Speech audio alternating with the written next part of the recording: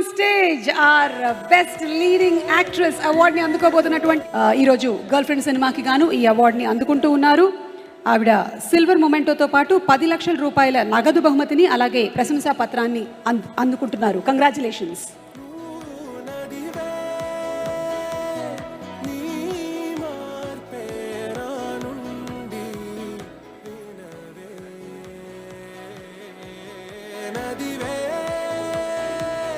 రష్మిక గారు, Haji congratulations to you.